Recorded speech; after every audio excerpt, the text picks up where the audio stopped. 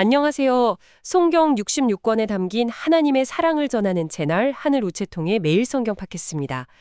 어제 한국에는 눈이 많이 내렸다고 하던데요. 네, 맞아요. 첫눈이 왔다는 소식 저도 들었는데 뉴스 영상 보니까 온 세상이 하얗게 덮인 풍경에 마음까지 깨끗해지는 기분이더라고요. 소복이 쌓인 눈이 거친 땅을 포근하게 감싸주듯이 하나님의 사랑도 우리의 허물을 하얗게 덮어주신다는 생각이 듭니다.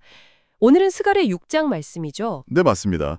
오늘 묵상글 내용이 굉장히 중요한 언약에 대한 말씀이라고 하던데 함께 파고 들어보겠습니다. 좋습니다. 오늘 묵상글이 제시하는 관점이 시작부터 아주 담대한데요. 그렇죠. 우리의 구원을 제대로 이해하려면 이 시간이라는 개념을 훌쩍 뛰어넘어서 저 멀리 세상이 창조되기도 전에 그 영원 속으로 들어가야 한다. 이렇게 말하고 있어요. 네, 맞아요. 보통 우리는 구원의 시작점을 아담과 하와가 죄를 지은 선악과 사건으로 생각하기 쉽잖아요. 네, 그렇죠. 거기서부터 문제가 시작됐다고. 네. 문제가 발생했고 그래서 하나님께서 수습책으로 예수님을 보내셨다. 이런 순서로요.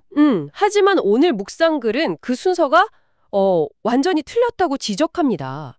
구원은 결코 사후 수습책, 그러니까 플랜 B가 아니었다는 겁니다. 잠깐만요. 그건 정말 중요한 지적인데요. 플랜 B가 아니었다. 네, 사실 많은 분들이 그렇게 생각하고 있을 텐데요. 인간이 죄를 지어서 하나님 나라의 계획에 차질이 생겼고 그걸 이렇게 수습하기 위해서 예수님이 오셨다. 이 이야기 구조가 훨씬 익숙하니까요. 그렇죠. 익숙하죠. 그런데 그게 아니라니. 그럼 뭐였다는 걸까요? 묵상글은 오히려 그 반대라고 설명합니다. 하나님께서는 천사와 인간이 타락할 것, 그리고 그로 인해서 세상에 얼마나 큰 고통이 닥칠지를 미리 다 알고 계셨다는 거예요. 모든 걸 다요? 네. 그리고 그 모든 것을 해결할 구원의 마스터 플랜을 창세 전에 완벽하게 세우신 후에야 비로소 천재 창조를 시작하셨다는 겁니다. 와, 그러니까 구원이 창조의 전제 조건이었던 셈이죠. 이야, 관점이 완전히 뒤바뀌네요. 문제가 생겨서 해결책을 찾으신 게 아니라 완벽한 해결책을 이미 딱 가지고 모든 걸 시작하셨다는 거군요. 바로 그겁니다. 그렇다면 우리의 존재 자체가 그 위대한 계획 안에 처음부터 포함되어 있었다. 이런 뜻이 되네요. 그 마스터 플랜의 구체적인 내용이 바로 오늘 본문에 나와 있는 거고요. 맞습니다. 그 핵심 계획의 청사진과 같은 구절이 바로 오늘 본문 스가랴 6장 12절과 13절입니다. 제가 한번 읽어보겠습니다. 네, 부탁드립니다. 보라, 싹이라 이름하는 사람이 자기 곳에서 돋아나서 여호와의 전을 건축하리라. 그가 여호와의 전을 건축하고 영광도 얻고 그 자리에 앉아서 다스릴 것이요. 또 제사장이 자기 자리에 있으리니 이 둘 사이에 평화의 의논이 있으리라. 이 구절에서 마지막 문장이 특히 마음에 와닿습니다. 이 둘 사이에 평화의 의논이 있으리라. 네, 묵상글은 이 구절이 바로 천지가 창조되기 전에 성부 하나님과 성자 하나님 사이에 있었던 그 비밀스러운 약속을 가리킨다고 설명하죠. 평화의 의논이라 이 단어 자체에서부터 어떤 거대한 합의와 사랑이 느껴지는데요. 맞습니다.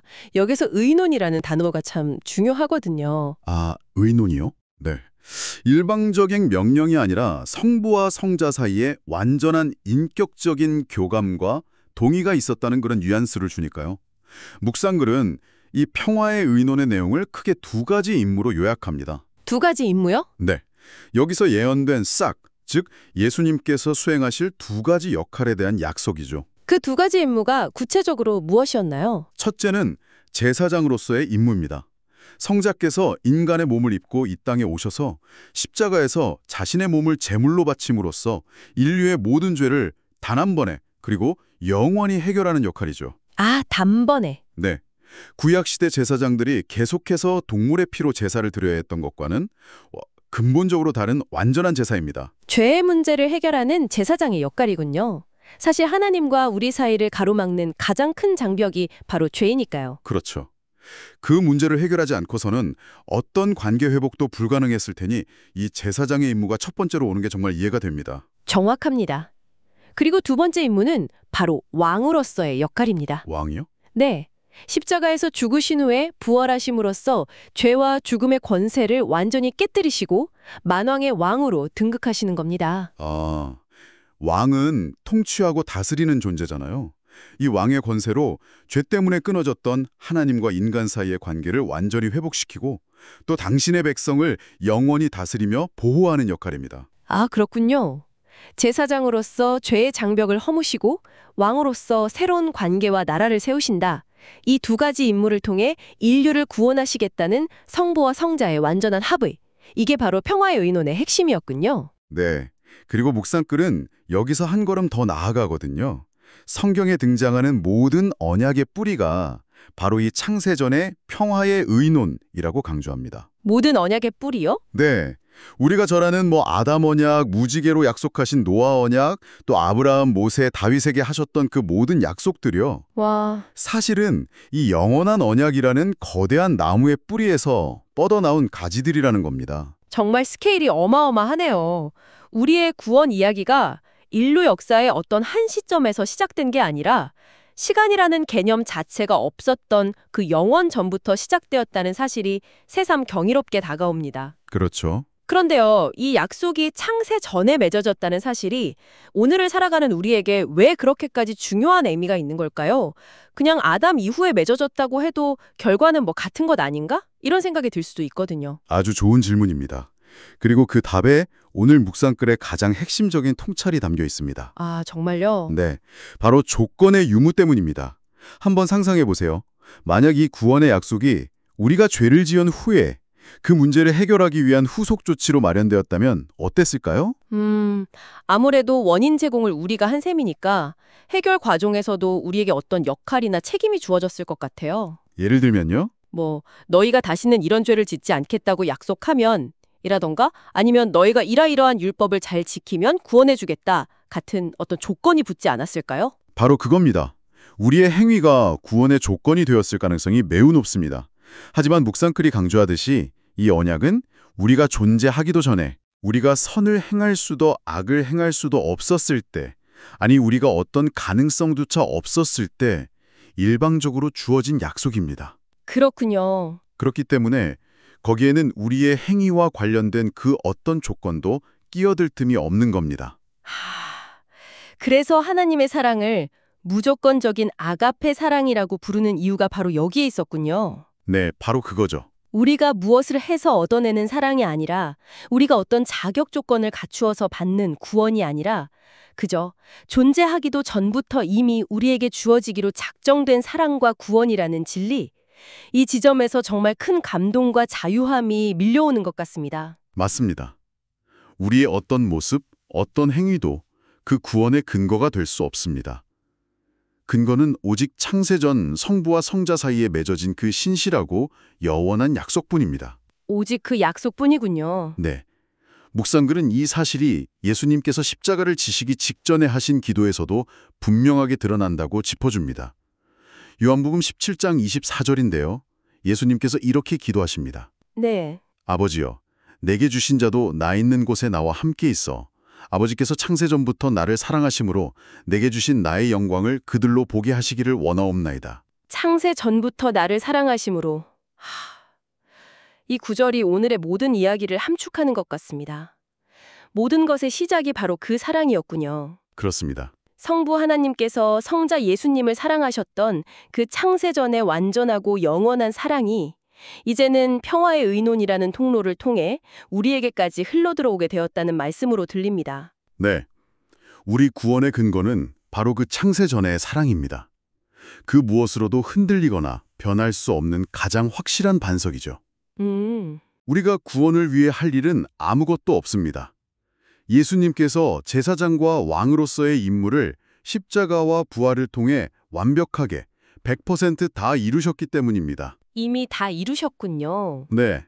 우리는 그저 그 사실을 믿고 받아들이기만 하면 되는 겁니다. 나의 구원이 나의 노력이나 자격, 심지어 나의 믿음의 정도나 감정 상태에 달려있는 것이 아니라 영원전 성부와 성자 사이에 완벽하고 신실한 합의 위에 놓여있다는 이 진리가 정말 큰 위로를 줍니다. 그렇죠. 때로는 믿음이 흔들리고 하나님이 멀게 느껴지고 또 죄에 넘어져서 내가 정말 구원받은 사람이 맞나 하는 좌괴감이 들 때가 있지 않습니까? 그럼요.